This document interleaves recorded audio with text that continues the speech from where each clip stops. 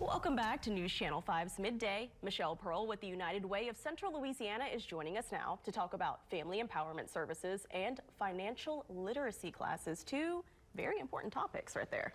Yes, and that's been a lot of our focus over the last year because, you know, at the end of the day, if people, even if we pay people more, if they don't know what to do with their money, then they're still going to be in the same boat. Right. And then the other big battle that we always have is not making enough money to make things last till the end of the month. And that's some of the big things that we're going to conquer, some of those myths that are dining in the dark, which is tomorrow night. Right. We really want people to understand like why people make the decisions that they do. Why do people sell food stamps?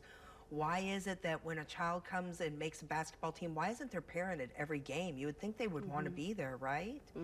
And then the last myth that we really want to conquer is the tax rebates. You know, when you get your tax return, so many people get annoyed when they see the new TV boxes out there or like the new Jordan boxes, and they wonder like, well, if those people can't afford things, like why don't they just pay it towards their rent? And so I think at Dining in the Dark, you'll really get a chance to hear those things, which is what has propelled us into our next segment of our work, which is working for the working class poor. Okay.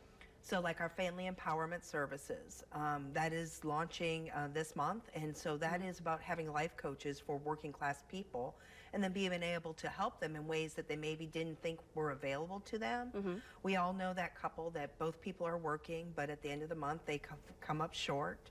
And it's as simple as a child making a sporting team, the beginning of the school year, or as we talk about now, the holidays coming up. Right. Oh, yeah. Yeah, because it's November 1st, and those are right behind the corner. And then, you know, you take into effect, like, the cold weather we're having right now. So guess what people are doing? Turn off their heaters. Yep. Making the utility bills go up. Yeah, so all of that plays into what we're trying to create for the working class is a way for them to be offered assistance. You know, families below 200% below the poverty level at like $45,000 for a family of 4, they can get help. Okay. They can go to a food bank. They can go to CCAC and get utility assistance. They can go ask a lot of the other agencies that are federally funded for help, because that's what we've mandated as the cutoff line. Okay. But between that 200% of the poverty level and say about $65,000 for a family of 4, it's not enough. Right. No, absolutely not. Yeah, and they can't afford to, you know, the AC breaks or the heater breaks or the car goes down. Those are like tragic, life-altering events for families that are working class poor. What if you only had one car? Absolutely. And it goes down.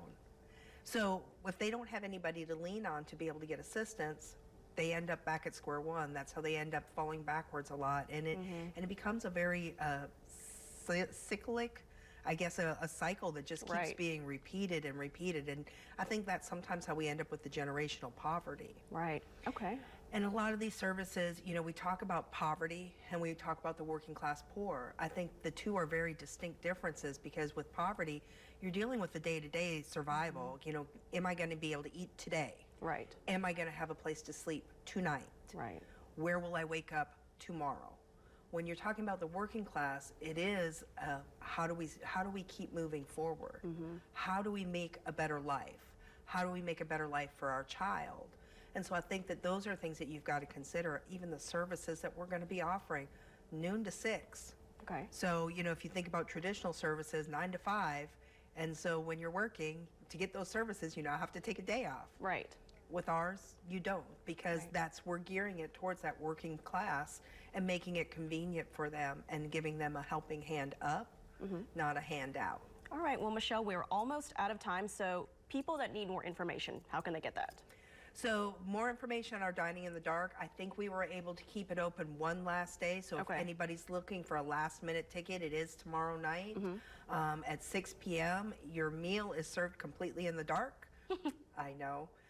So, you know, that is one opportunity. But then if you are a working family who is looking for assistance, the best way is going to be to go through our 211 and get referred in through that way. Okay, awesome. Well, thank you so much, Michelle. And again, so Dining in the Dark, that registration is still open right now. Yes. Okay. Yes. All right. Well, thank you so much for joining us this morning. Thank you. Absolutely.